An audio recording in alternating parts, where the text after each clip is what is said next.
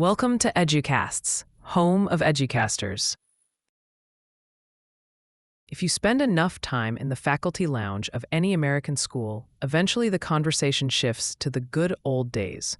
But if you listen closely, the nostalgia isn't really about the discipline or the textbooks. It's about the engagement. Teachers talk about the time the class built a functioning garden, or the time they staged a mock trial that got so heated the principal had to step in. Or the time a student who never spoke up suddenly engaged because he had a wrench in his hand. We intuitively know that action is the catalyst for learning. We know it because we live it. You didn't learn to drive a car by reading the owner's manual. You learned by sitting in the driver's seat, feeling the friction point of the clutch, sweating through a parallel park, and terrified you were going to scratch the bumper. You learned by doing. Yet despite this universal truth, the American education system has spent the better part of a century trying to engineer the doing out of the classroom in favor of the listening. We optimized for efficiency, for standardized delivery, and for measurable output. But in the process, we often stripped the learning process of its most vital component, experience. This is not just a defense of the learning by doing principle. It is an examination of why it is the only pedagogical strategy that actually aligns with how the human brain works, how it has been systematically dismantled, and the rigorous, messy, beautiful work required to bring it back. To understand where we are, we have to look at the map. Learning by doing isn't a modern invention or a new age fad. It is the default setting of humanity. For 99% of human history, there were no classrooms. Education was strictly observational and participatory. If you needed to learn to hunt, navigate, or weave, you stood next to someone who knew how, and you mimicked them until your hands knew the rhythm. The shift away from this happened during the Industrial Revolution. When we decided to educate the masses, a noble goal, we looked for a model that scaled. We found it in the factory. We grouped children by manufacture date, age, put them in rows, and moved them from station to station, subject to subject, when the bell rang. In this model, doing was inefficient. It was messy. It was hard to grade. It was much cleaner to treat the student's mind as a hard drive to be written upon. This is what Paulo Freire later called the banking concept of education. The teacher deposits knowledge, and the student receives, memorizes, and repeats. John Dewey, the godfather of American experiential education, saw this train coming a mile away. Writing in the early 20th century, Dewey argued that this separation of knowing from doing was a fatal flaw. In Democracy and Education, 1916, he made the case that education isn't preparation for life, it is life. Dewey's point was subtle but critical. Experience alone isn't enough. You can do things and learn nothing. We've all seen busy work masquerading as a project. Real learning happens when we combine experience with reflection. It is the interaction between the child and the environment that creates intelligence. When a child touches a hot stove, the immediate experience is pain. The reflection is, stoves are hot, I shouldn't touch them. That loop is learning. But Dewey wasn't alone. Maria Montessori was proving in Italy that children were not chaotic little monsters that needed to be tamed, but self-directed learners who needed a prepared environment. Jean Piaget was mapping out constructivism, showing us that children build their own understanding of the world through interaction, not passive absorption. So, we have the receipts. We have the philosophy. Why then, if the average high school history class still a 50-minute lecture on the causes of the Civil War? For a long time, the arguments for experiential learning were philosophical. Today, they are biological. Modern neuroscience has cracked open the black box of the brain, and what we found inside vindicates Dewey completely. Western thought has long been plagued by Descartes' idea that the mind and body are separate entities. In education, this manifests as the idea that gym is for the body and math is for the mind. Neuroscience says this is nonsense. We are practitioners of embodied cognition. Our cognitive processes are deeply rooted in the body's interactions with the world. When you read the word kick, the motor cortex in your brain, the part that controls your leg, Lights up. You cannot separate the thought from the physical reality. Memory is all about pathways. Think of a memory like a cabin in the woods. If there is only one faint trail leading to it, auditory input, it's hard to find later. The undergrowth grows back.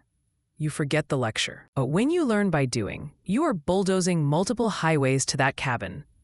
You have the auditory input, instructions, the visual input, what it looks like, the tactile input, what it feels like, and the motor memory, what your hands are doing. You are creating a multimodal encoding event. Later, when you need to retrieve that information, you have 5 or 6 different hooks to pull it out. A student might not remember the equation for torque, but they remember the feeling of the wrench slipping when the lever arm was too short. That physical sensation triggers the concept, which triggers the math. We cannot ignore the chemistry of motivation. The brain is designed to solve problems. When we face a challenge, a physical, tangible challenge, and we overcome it, the brain releases dopamine. This is nature's way of saying, "Good job, do that again." In a passive classroom, the dopamine hits are rare. Maybe you get one when you get a grade back on a test, but that feedback loop is too long. In an active classroom, say a robotics lab, the feedback loop is seconds long. Code fails, frustration. Code fails, frustration. Code works, dopamine. That chemical cycle is what keeps students engaged. It's why they can play video games for 6 hours, but can't read a textbook for 6 minutes. Video games are constant, high-stakes doing with immediate feedback. One of the reasons educators get cynical about learning by doing is that it often gets reduced to arts and crafts.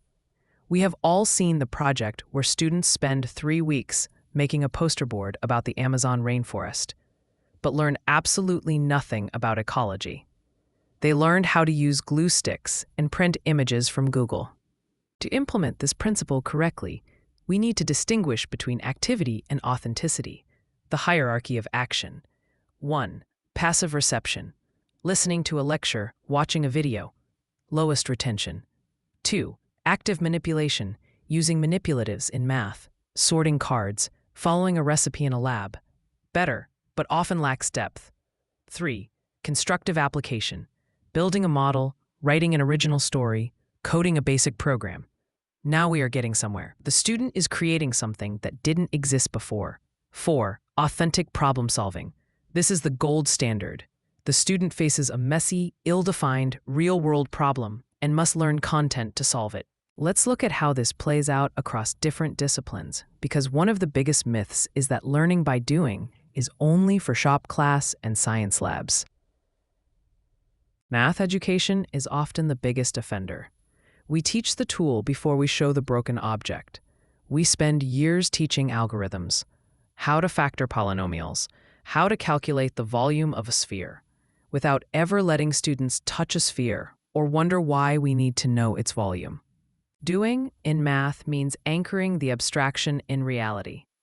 The old way, worksheet, calculate the area of these rectangles.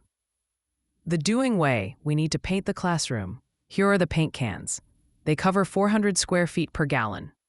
Measure the walls, subtract the windows and doors, and figure out how many gallons to buy and how much it will cost. Suddenly, precision matters. If you miscalculate on a worksheet, you get a B.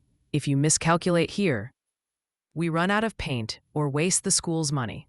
The stakes make the learning stick. How do you do history? History is gone. You can't touch it. Actually, you can. The historian's job is an active one. They dig through archives. They interview witnesses. They piece together narratives from conflicting accounts. The old way. Read Chapter 4 and answer the questions about the Great Depression. The doing way. The oral history project. Students find a person in their community over the age of 80. They conduct a recorded interview. They transcribe it. They cross-reference the personal story with the textbook timeline. They curate an exhibit for the local library. In English class, doing means moving beyond the literary analysis essay, a genre of writing that exists literally nowhere else in the real world except English classes. Doing means running a writing workshop like a newsroom. It means writing letters to the editor that actually get mailed. It means performance. You haven't learned Romeo and Juliet until you have had to stand up and block the fight scene, realizing that the physical distance between Tybalt and Mercutio changes the meaning of the lines. Most school science labs are not experiments, they are recipes. Step 1.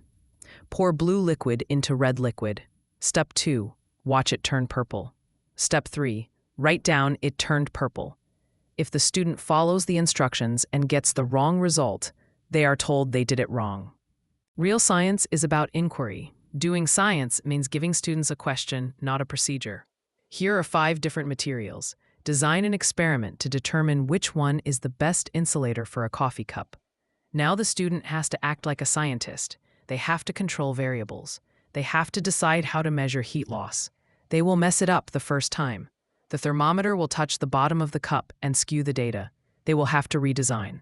That process, the messing up and the redesigning, is the science. The data at the end is secondary.